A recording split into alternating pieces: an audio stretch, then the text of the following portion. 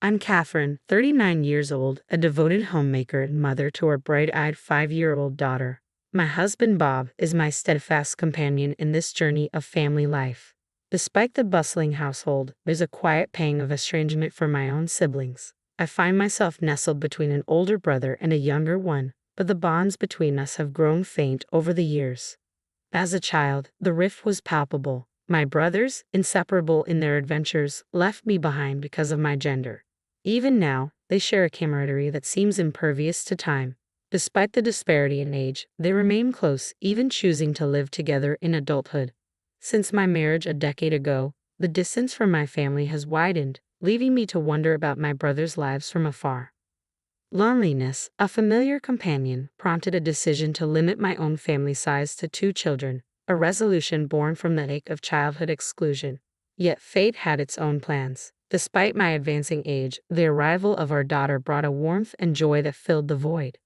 Now, my world revolves around the cozy embrace of Bob and our daughter, leaving little room for thoughts of my brothers.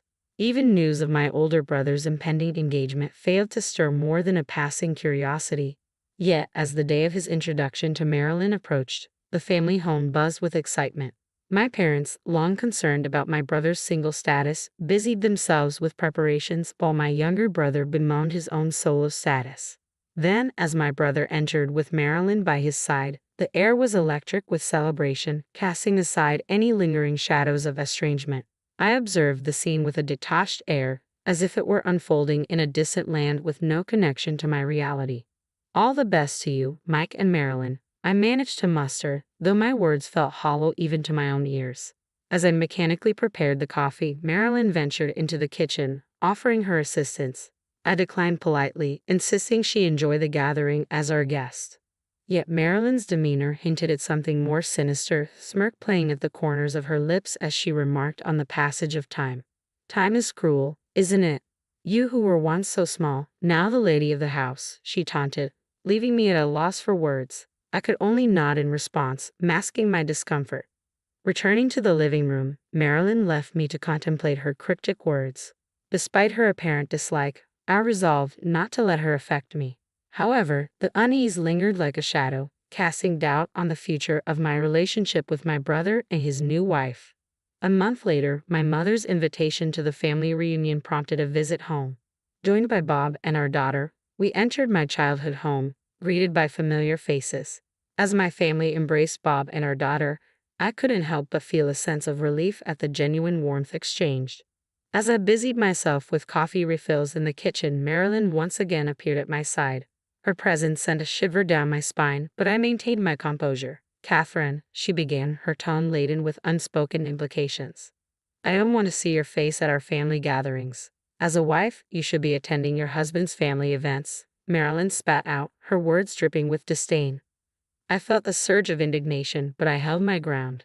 "Don't worry, I hardly have anything to do with this house. Even today, I was only called over by my mother." "Then please, don't come over, even if my mother-in-law calls you," she retorted sharply. I couldn't fathom why Marilyn harbored such animosity towards me, but I couldn't summon the energy to care about the woman who was soon to be my brother's wife. They say the opposite of love is indifference, and that was exactly how I felt, indifferent.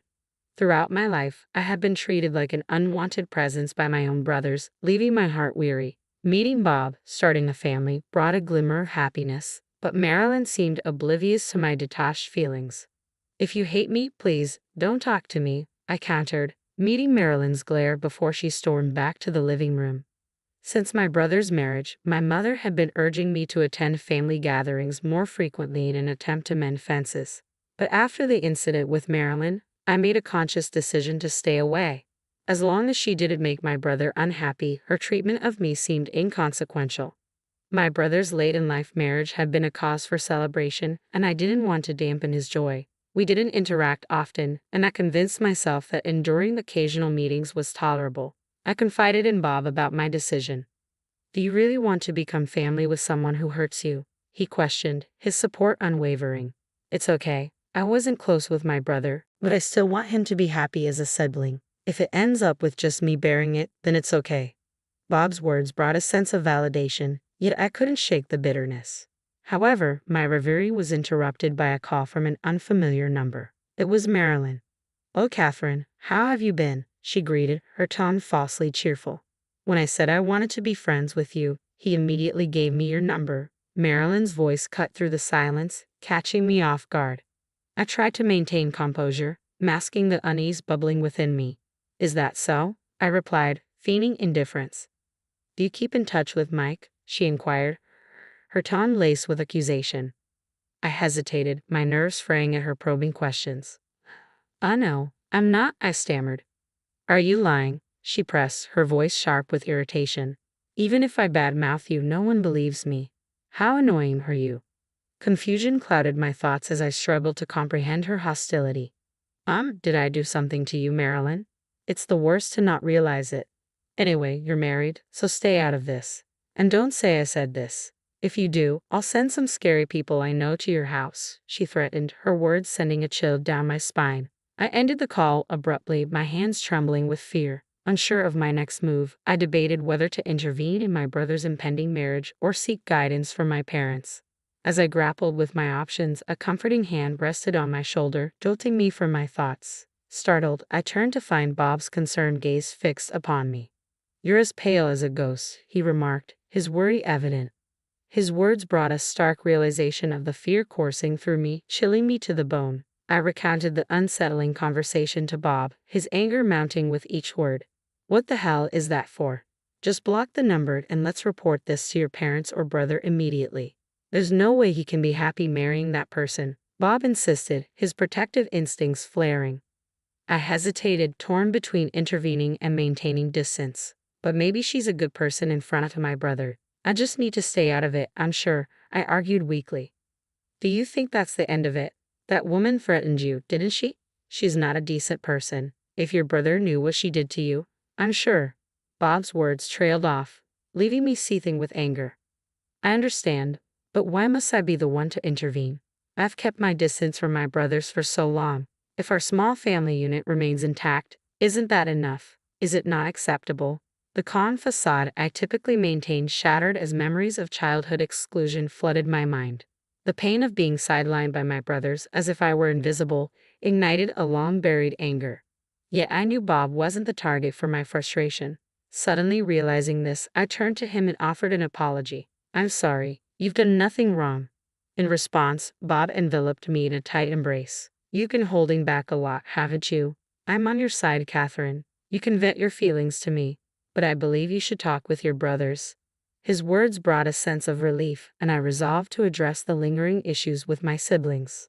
Despite feeling slightly more at ease, I knew I needed to confront the past. I decided to reach out to my brothers and arrange a private conversation among the three of us. However, the planned call never materialized. Instead, I received a distressing phone call from my mother. My brothers, while on a trip to Maryland, had been involved in a serious accident on their way back. I rushed to the hospital in a state of panic. Marilyn had sustained minor injuries, but my brothers were in critical condition. Upon my arrival, the surgery had concluded, and by some stroke of luck, my brother had managed to pull through. They were promptly transferred to the ICU, granting me only a brief visitation window. Given the strained situation with Marilyn, I kept my distance, mindful of the tension lingering in the air. My mother, however, expressed concern for Marilyn's well-being, suggesting it must be difficult for me to return home alone. "Marilyn, you don't need to worry about anything at home. Why don't you stay with us for a while?" she proposed, her worry evident. But Marilyn, wearing a pained expression, declined with a curt "No, thank you. I'll go home to my parents' house." In a gesture of goodwill, my mother offered to drive her home, yet Marilyn insisted she was fine and swiftly departed from the hospital. Despite my reservations, I couldn't help but feel a pang of sympathy for her. At least she was safe at her parents' home, away from the chaos of the hospital. In the following days, Marilyn never returned to the hospital, while my parents and I made frequent visits. Initially, my brothers were confined to their beds, writhing in pain, but gradually signs of improvement emerged. Meanwhile, my brother's impending marriage to Marilyn remained in limbo. With the wedding arrangements pending and Marilyn unreachable, my mother took it upon herself to liaise with the venue, explaining the circumstances. Unable to broach the topic of reconciliation with my brothers or delve into the contents of Marilyn's ominous phone call, I continued my visits to the hospital. Though they were immobile, their gentle smiles upon seeing me brought a sense of solace. About 2 months into their hospitalization, I approached their room alone, only to overhear my mother and brothers engaged in conversation. If something were to happen to me, I've made sure the insurance money would go to Catherine. If Catherine is happy, then I'm content, my older brother remarked, his words laced with sincerity. A pang of guilt washed over me as I listened, but their discussion shifted to Marilyn. Truly, I feel bad for Marilyn, but perhaps it was for the best that we didn't invite Catherine. Marilyn seems uncomfortable around her. If that weren't the case, we would have invited the whole family, my younger brother chimed in, his words echoing in the corridor. I was dumbfounded by what I was hearing. They were always inseparable, always making me feel like an outsider. That kid, when she was small, she used to imitate me and got injured. I'm a man after all, so I've done dangerous things, but I can't let Catherine get hurt again. Plus, our sister, she's so serious all the time. It's hard to depend on someone who tries so hard at this. I heard my brother's voice, tinged with concern. Mom chuckled in disbelief. You thought that much about Catherine? My heart swelled with unexpected emotion. Together, we pleaded with Bob to take care of Catherine. Ah, those were the days. I remembered the shock on Bob's face. It seems like he's taking good care of her, just like he promised, someone remarked amid the laughter and chatter. But I couldn't bring myself to join in. Tears streamed down my face, rendering me unable to lift my head. How could I have been so blind to the love surrounding me? At that moment, I made a decision. I retraced my steps and headed to Marilyn's parents' house. When I rang the doorbell and introduced myself, a disgruntled Marilyn appeared before me. Could you please go visit my brother in the hospital? I heard you haven't visited him even once since the accident, I pleaded, bowing my head deeply. But Marilyn flatly refused me. You think I'm going to marry a man in that state? I told you a lot of things, but it doesn't matter anymore. I plan to discuss breaking off our engagement once everything has settled down. I'm glad we didn't get married. My heart sank at her words. Marilyn, didn't you get engaged to my brother because you love him? Don't be silly. I work in insurance sales, and I approached him because I knew he had a high insurance policy. His salary seems high too, but it was a misunderstanding. That man, he put you as the insurance beneficiary. Usually you change the beneficiary to your spouse once you're engaged, Marilyn explained, her words landing like a heavy blow. After I convinced him of that, he said he'd change it to my name after we were officially married. I don't need a man with such injuries, Marilyn declared, her tone tinged with disdain. So, you were telling me to stay away from home so my brother and I wouldn't meet? I questioned, trying to make sense of her logic. Yes, if he cared that much for his sister, I thought it would be a nuisance. But I won't say those things anymore, so don't worry. The accident completely killed my love for him, and the fact that I got injured too is the worst. The accident is partly your brother's fault, so he should compensate me for the emotional damage, Marilyn explained, her words fueling a surge of anger within me. Despite my rising fury, I took a deep breath to calm myself down. If you consult a lawyer, you'll find that your demands won't go through, I reasoned. You don't know that, Marilyn retorted defiantly. I do, but more importantly, about my smartphone. I began, but Marilyn cut me off dismissively. I don't care about your smartphone, she interrupted. I see, it's about her to take notes. So my phone automatically records all phone calls like the threats you made. What would happen if I reported it to the police, I wonder? I challenged, a hint of satisfaction in my voice. At my words, Marilyn's demeanor shifted from defiance to anger. Yo, what the hell are you thinking? Recording is wiretapping. What kind of crime is that? You're recording people's conversations without permission. There must be some crime, she exclaimed, her voice rising in agitation. Just then, Marilyn's mother arrived at the front door and joined the confrontation. How dare you record her conversation without permission? Hand over your phone now, she demanded, her tone fierce. As Marilyn glared at me with disgust, I maintained a calm smile. I'm glad, too, that you wish to break off the engagement. I wouldn't want a person with such a bad character around my brother, I replied evenly. I uttered those words and departed Marilyn's family home, feeling as though I were fleeing from the situation. Immediately after, I made my way to the hospital room where my elder brother and younger brother were recuperating. Both of you, what I'm about to tell you might shock you, but I want you to know, so I won't hide it anymore. I preface, bracing myself for their reactions.